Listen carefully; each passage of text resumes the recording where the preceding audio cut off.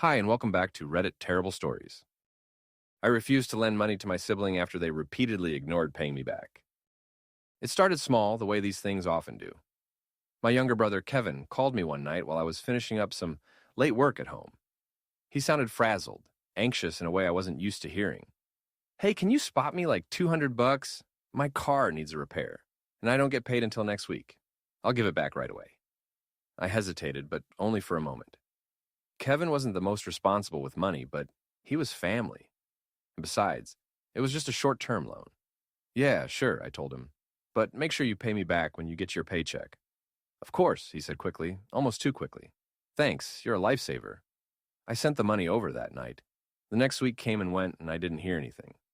Finally, I texted him. Hey, did you get your paycheck? He replied, Oh yeah, I did, but rent ate most of it. I'll pay you back soon, I promise.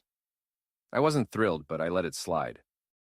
$200 wasn't enough to ruin me, and I figured he just needed some breathing room. But deep down, something in me noted that this soon probably wasn't going to happen the way I wanted it to. A month later, he asked again. This time it was for 300. I'm really in a bind, he said, his voice nervous. This is the last time, I swear. I sighed but gave in. Once again, I didn't see the money back. That was the beginning of a pattern that would repeat itself for years. Kevin would call or text, always sounding desperate, always swearing it was the last time. Sometimes it was $50, sometimes $500, and every time I caved. Because he was my brother, because I didn't want to see him sink, because part of me believed his promises even though I knew better. The problem wasn't that I couldn't afford it. I had a stable job.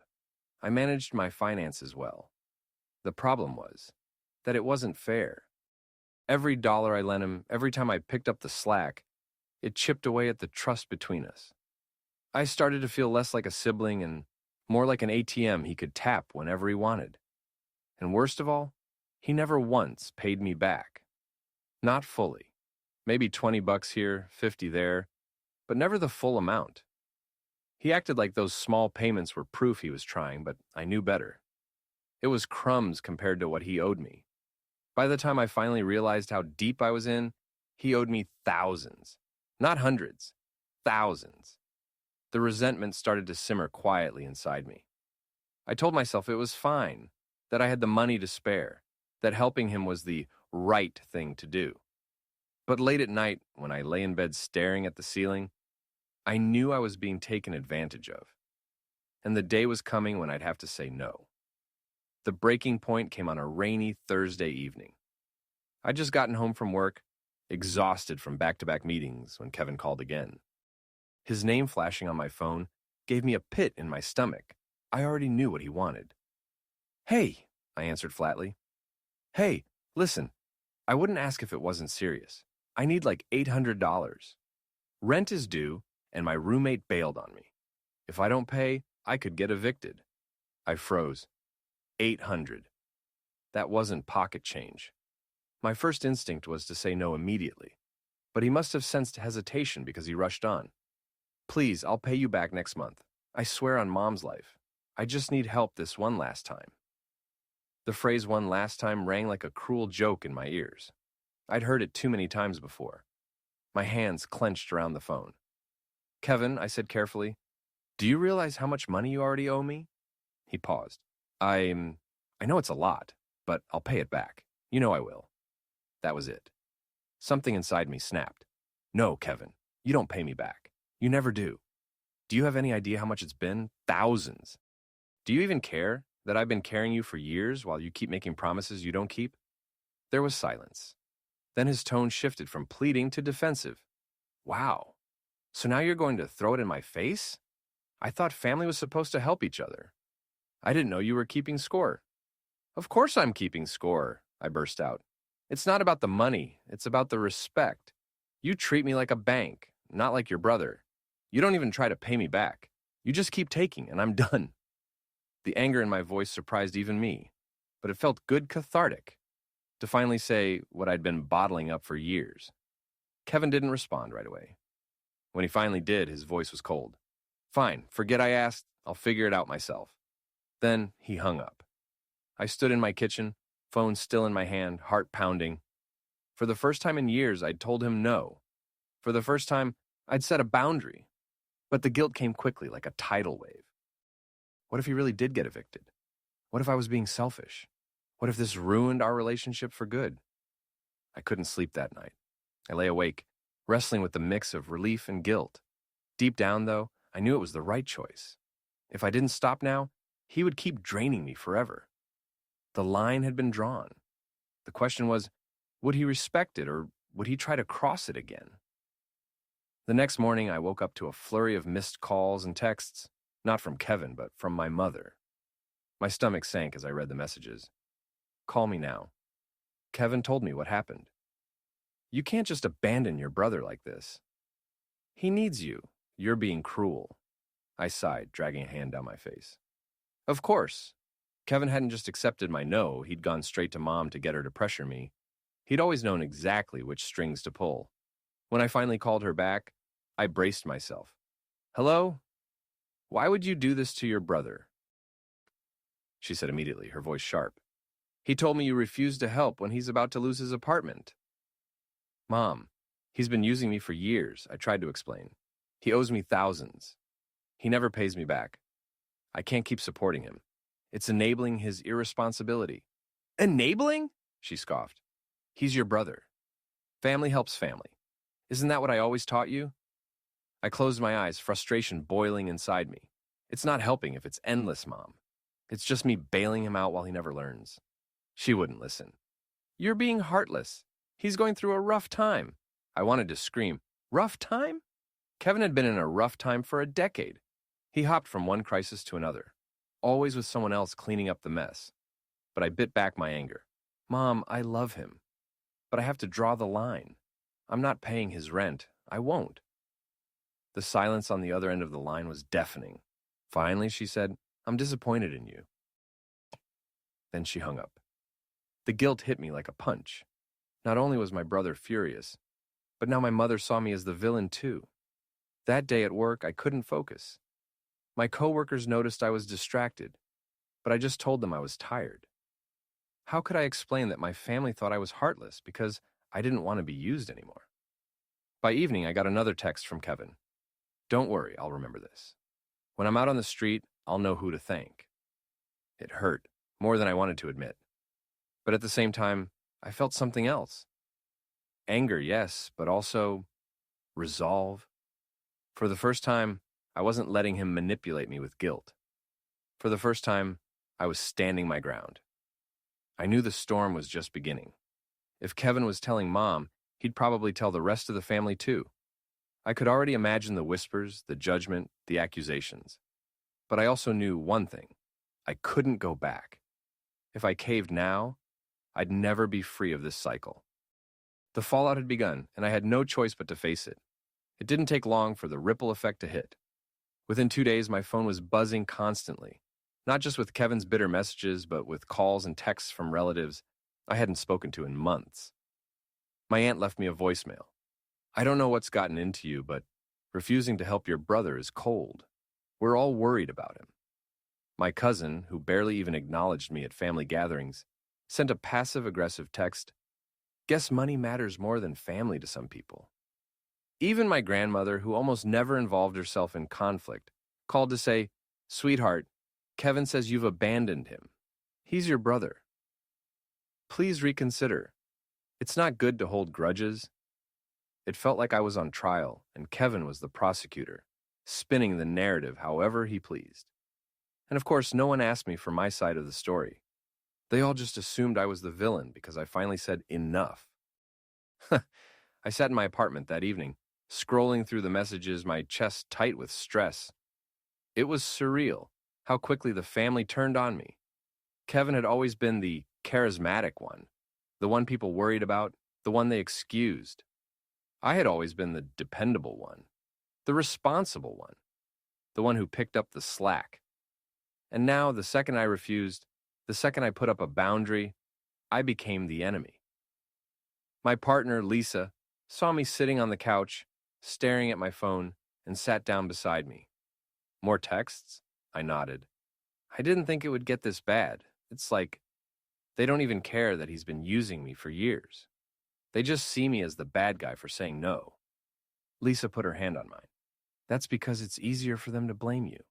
You've always been the reliable one. They know Kevin's irresponsible, but instead of holding him accountable, they guilt the person they know will listen. You. Her words made sense, but they didn't make it easier. Later that night, I finally picked up one of Kevin's calls. He didn't waste time. So, you're just going to let everyone think you're a heartless piece of shit? Because that's what they're saying.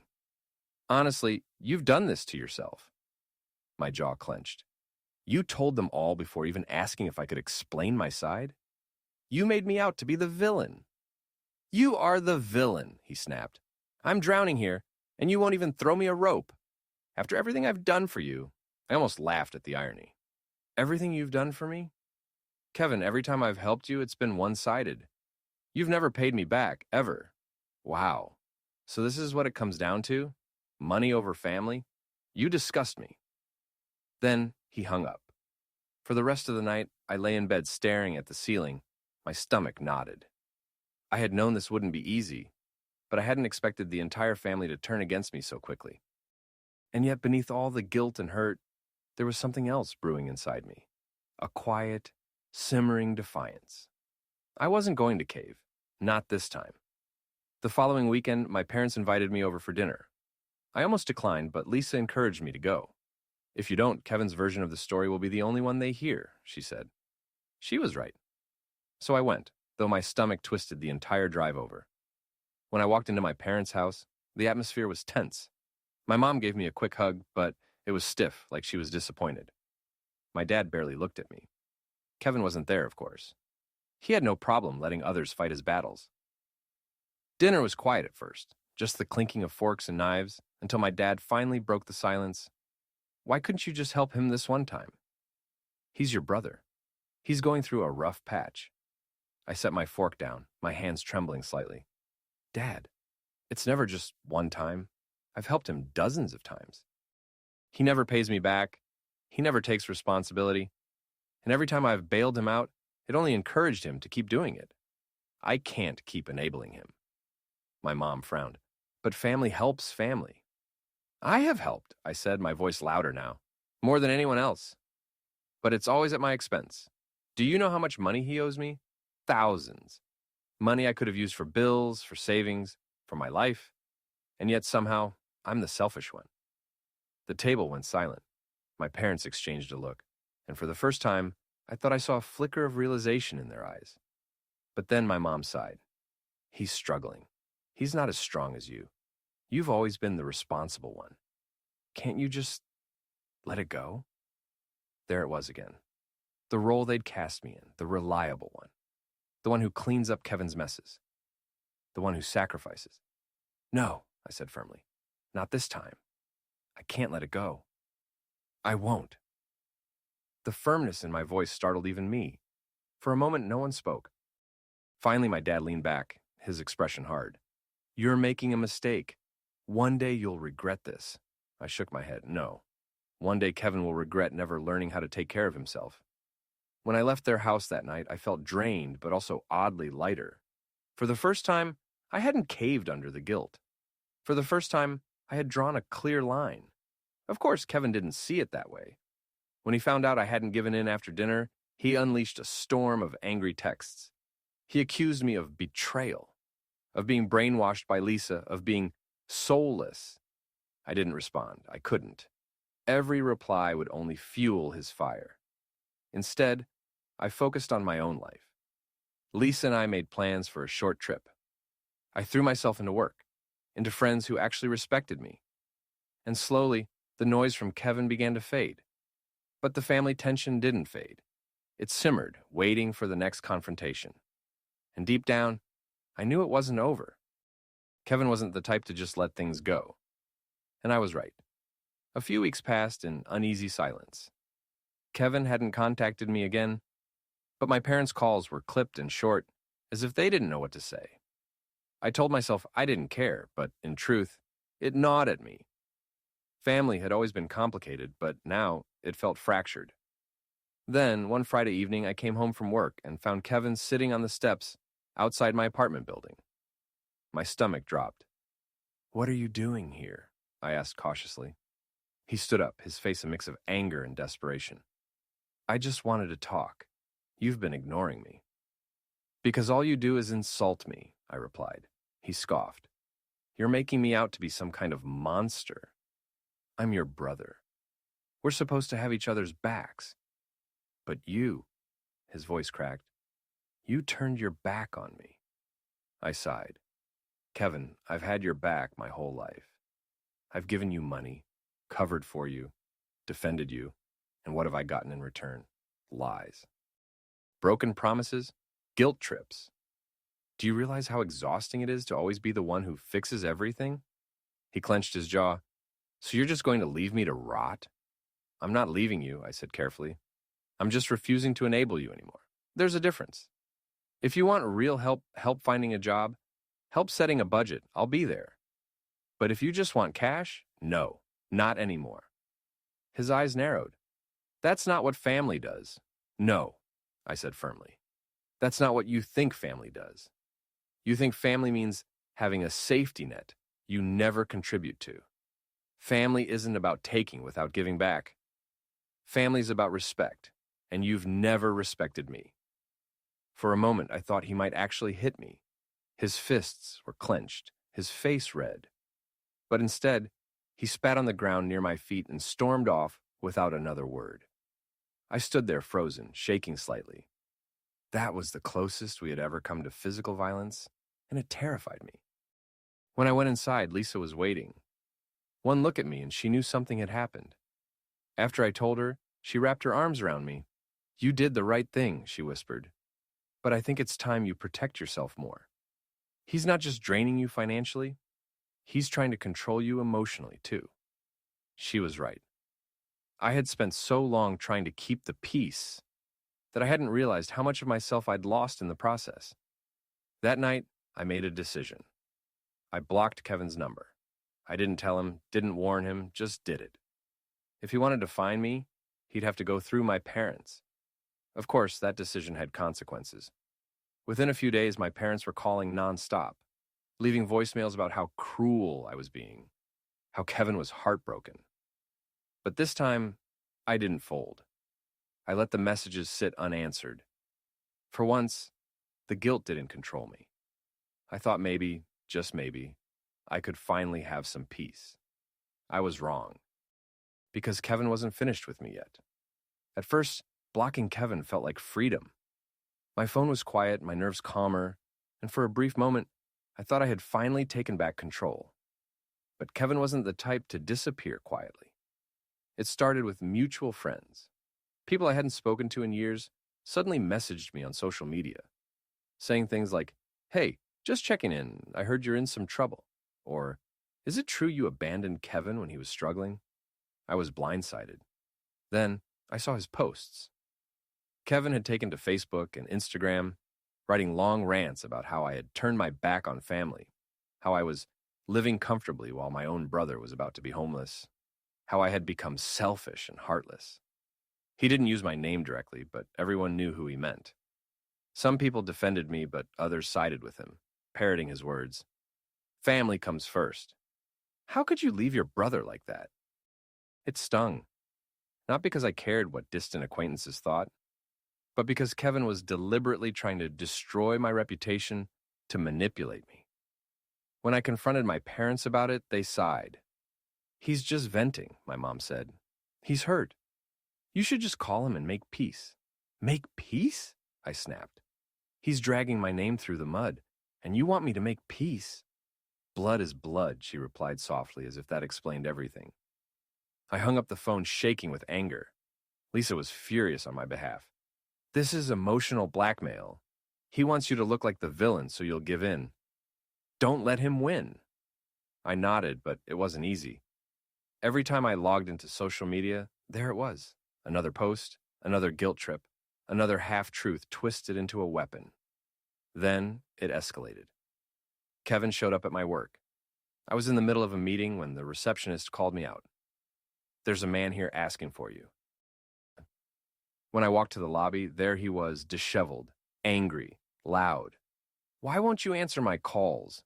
Why are you making me look bad? Do you know how humiliating this is for me? I felt my face flush with embarrassment as my coworkers glanced over. Kevin, you can't just show up here, I hissed. This is my job, he sneered. Your job, your precious job. Too good to help your brother, huh? Too good to share what you've got? You think you're better than me?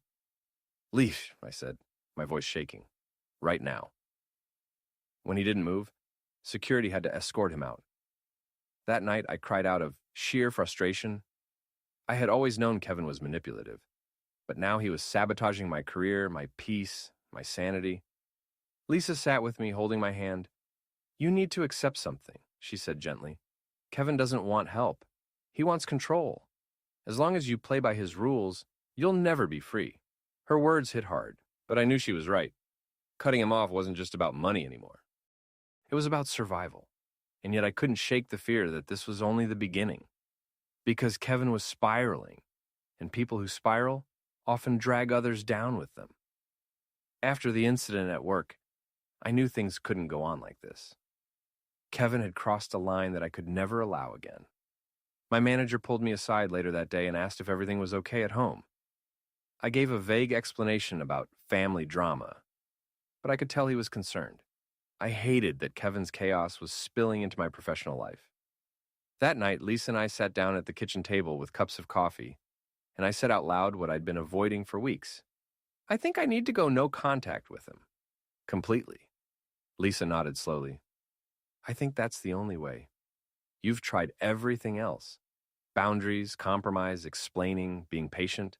He doesn't want any of it. He wants control, like I said before. But he's my brother, I whispered. Cutting him off feels permanent. Like I'm giving up. Lisa squeezed my hand. Sometimes giving up is the healthiest thing you can do. You're not responsible for his choices. You've given him chance after chance. At some point, it's about protecting yourself. I wanted to believe her. I wanted to believe I wasn't heartless for finally walking away. But deep down, a part of me was terrified. Because Kevin didn't take rejection well. Sure enough, when I stopped answering his messages and made my social media private, he escalated again. He started leaving voicemails filled with anger and threats. If you won't help me, don't expect me at Thanksgiving. Don't expect me at Mom's funeral when the time comes.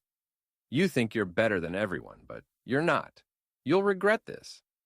One voicemail was so aggressive that Lisa urged me to save it. Just in case you need proof, she said. The thought made me sick. Proof. Against my own brother. The final straw came 2 weeks later. I came home from work to find Kevin waiting outside our apartment building. He was slouched against the wall, his eyes bloodshot, his clothes dirty, like he hadn't slept in days. Kevin, what are you doing here? I asked, panicked. You can't ignore me forever, he said, his voice low and threatening. You think you can just cut me off? I'm your brother. You owe me. I don't owe you anything, I shot back, though my voice was trembling. I've helped you more times than I can count, and it's never enough. You need to leave me alone. He stepped closer, his fists clenching. For a split second, I thought he might actually hit me. But then Lisa appeared in the doorway behind me, phone in hand. Leave, she said firmly, or I'm calling the police. Kevin glared at us both, then muttered something under his breath and stormed off down the street. I collapsed once he was gone, shaking uncontrollably. That was the moment I realized I wasn't safe anymore. Not physically, not emotionally, not financially. That weekend, I met with a lawyer. It felt surreal, sitting in an office explaining that I needed legal advice against my own brother, but the lawyer didn't flinch. You've done more than most people would. If he keeps harassing you, you may need to file for a restraining order. The words hit me like a slap. A restraining order. Against Kevin. I walked out of that office with a heavy heart, but also with a strange sense of clarity. Kevin wasn't just irresponsible. He was toxic. And if I wanted to move forward with my life, I couldn't keep letting him drag me down. I wasn't just refusing him money anymore. I was refusing him access to me, to my peace, to my future. It was the hardest decision I'd ever made, but I knew it was the right one. After I made the decision to cut Kevin off completely, the fallout spread quickly through the family. Word traveled faster than I expected, probably because Kevin twisted the story before anyone else could hear my side. He told everyone I had abandoned him when he needed me most, that I chose money over family, and that I was letting Lisa control my life. Within days, I started getting calls from relatives. An aunt left me a voicemail saying she was disappointed in me. My cousin texted that family is supposed to stick together no matter what. Even my dad, who had usually stayed neutral, called me up and said, "Son, I don't like what I'm hearing. Kevin says you refused to help him when he was at rock bottom. Is that true?" I wanted to scream. I wanted to play them the voicemails, show them the text messages, explain how many times I'd bailed him out before. Instead, I took a deep breath and told my father calmly, "Yes, Dad, it's true. I refuse this time, because I've helped him again and again, and he never pays me back or even says thank you. This time, I chose myself." There was silence on the line. Then my dad sighed heavily. "I understand, but he's still your brother. Maybe just one last chance?" I almost laughed at the irony. There was always one last chance with Kevin, and it always ended the same way. I told my dad no. For the first time, I didn't waver, but the guilt lingered. Every time my phone buzzed with a new message, I felt my stomach twist. Some people supported me. My mom called privately and said, "I know how Kevin is. Don't let anyone guilt you into sacrificing your sanity." But others were harsher. One cousin unfollowed me on social media, posting a vague status about selfish people who think they're better than the rest of us. Lisa tried to help me cope. She reminded me that people only knew the version of the story Kevin was selling. If they were in your shoes, they'd understand. You don't owe anyone an explanation. Still, I couldn't shake the feeling that I had become the villain in my own family. At Sunday dinner the following week, the tension was unbearable. Kevin wasn't there, but his absence felt louder than his presence would have been. Nobody mentioned his name, but the glares, the whispered side conversations, the stiff politeness aimed at me, it all told me exactly what they were thinking. Halfway through the meal, I put down my fork and said, "I know you're all judging me for saying no to Kevin, but unless you've had him show up at your work demanding money or wait outside your home threatening you, you don't get to tell me how I should handle him." The room went silent. A few people looked away, uncomfortable. My dad cleared his throat, but he didn't argue. My mom reached for my hand under the table and squeezed it gently. For the first time in weeks, I felt like I had taken my power back.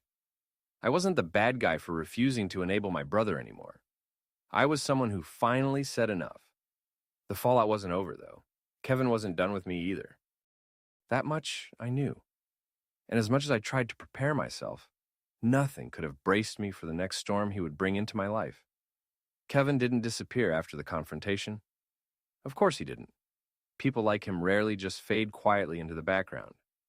For a while, he tried to keep me on the hook through guilt-long, dramatic texts about how I was killing him inside and choosing money over blood. When that didn't work, he escalated to anger, accusing me of being selfish, arrogant, and even ungrateful for all the things he'd ever done for me. I had to laugh at that last part, though bitterly, because I couldn't remember a single time Kevin had ever genuinely helped me without expecting something in return. Eventually, when I stopped responding altogether, he pivoted to other relatives, trying to milk them for support. Some fell for it, others didn't. I could tell by the gradual silence from my phone that the family was finally realizing the cycle they were starting to see through him the way I had. I think a few of them even felt ashamed for judging me so harshly at first. But by then, I was already moving forward. I had made peace with my decision. For the first time in years, I wasn't looking over my shoulder, wondering when Kevin would next show up demanding something from me. My home felt calmer, my relationship with Lisa grew stronger, and my finances finally began to stabilize without his constant drain. The hardest part was learning to live with the idea that I wasn't the good guy in everyone's eyes anymore. Some family members still whispered behind my back, still threw out little comments during gatherings, still implied that I had abandoned Kevin. But I realized something important. I wasn't responsible for fixing their perception of me. I was responsible for protecting my own peace. Lisa told me one night while we were sitting on the couch, "You did the bravest thing by saying no. Anyone can cave to guilt, but it takes real strength to put up a boundary and keep it there." Hearing that from her helped me more than I can say. In time, even my dad came around. He never outright apologized for pressuring me, but one evening he pulled me aside and said quietly, "You were right about Kevin. I see it now. I just wish it hadn't taken me so long." It wasn't much, but it was enough. Kevin is still out there, still living his chaotic life. I hear updates through the grapevine, new jobs he can't hold on to, new relationships he burns through, new excuses for why he can't get it together. Every now and then he tries to reach out, but I don't answer. My silence is my boundary, and I intend to keep it. The truth is, I still love my brother. A part of me probably always will, but love doesn't mean sacrificing yourself. It doesn't mean bankrupting your future or destroying your mental health just to keep someone else afloat. Love sometimes means letting go. And that's what I've done. I let go. I chose myself, Lisa, and the life we're building together. For once, I'm not drowning in someone else's mess. For once, I'm free.